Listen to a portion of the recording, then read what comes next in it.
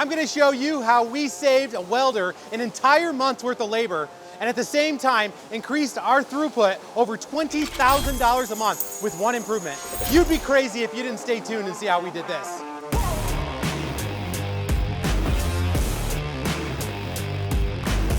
The first thing you do when you start lean is start looking for ways to improve your process on the shop floor. You're trying to make it faster and easier and cheaper in every way you can.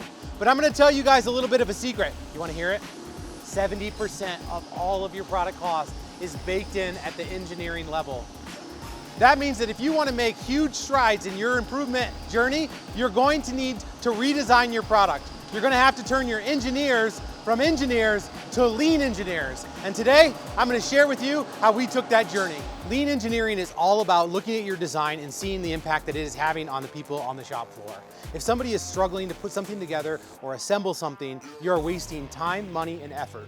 So you need to look back at the products that you're already selling and look for ways to optimize them to make them more lean. An engineer can control how lean your product is before it even hits the shop floor. So where do I start? So let's break this down into 3 steps.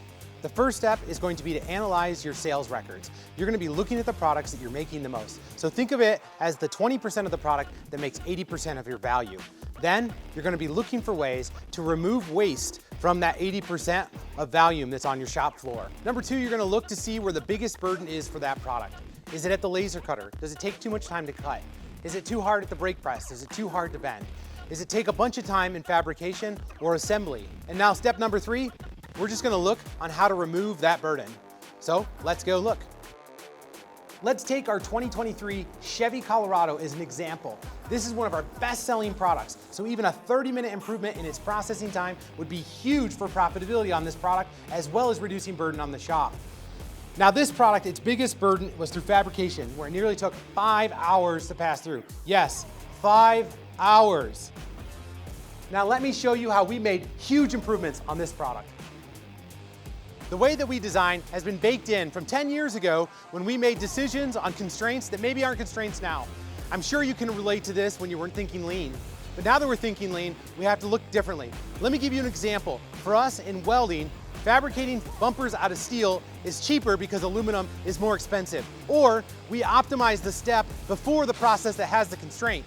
And we didn't know any different because that's just the way we did business. So one of our biggest costs is in shipping, the actual shipping cost of our product. How we design the product will determine how big of the box that we put it in. Now 8 to 10 years ago, the oversized fees were very different. So a lot of our historical product is getting flagged as oversized, which could mean up to $150 is added onto that shipment, which could take that product from being profitable to a loss. For years, we looked at aluminum as a premium product and something that was slow and took a lot of skill to produce. But the facts have changed because technology has driven down that skill gap.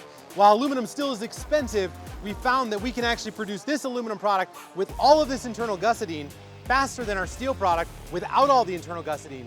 So that means that we have to change the way that we look at aluminum. Then we ask ourselves the hard questions. What if we were to make a whole new product using a steel substructure, like so, and an aluminum lightweight shell, saving nearly 40% of the weight, giving the customer a better product, and making it easier for us to produce?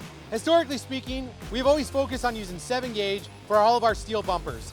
It was cost effective, strong, but very heavy. Heavy for the customer, but also heavy for everyone here. A real freaking burden. We would all rather work with a lighter product. That was when the idea hit. I bet we could produce aluminum at a fraction of the cost, regardless of the expensive material cost, and we were right. Once we decided to strip the structures out of our bumper, we were able to take our aluminum and make a real easy shell that was easy to produce, fast, and lightweight for our team to handle it like this. So off we went, making a substructure prototype. Using 7 gauge thinking, we spent a bunch of time and effort to put this product together. Then when we produced it in the weld cell, it took us an hour and a half. That was not what we were looking for. So we decided to challenge our thinking and our experience. We brought in a new material, simplified the design, made it faster to weld, and that prototype came out in a half hour. That's what we're talking about. So let's recap our findings. Aluminum, still expensive. Labor, more expensive. So we have found a winning strategy with an aluminum shell and a steel substructure. And with this, it allows us to speed up our process, but give our customers a lightweight product so they don't have to worry about miles per gallon, a premium product, something we used to charge $600 upgrade for, driving value to our customer while also saving us a bunch of time in the shop. Here we are today. Our second prototype is coming through the weld cell, and we went from 5.2 hours to produce one down to an hour and a half. That means we can make 3 of these and the time it used to take us to make one. So when you talk about lean home runs, this is it. This is a grand slam.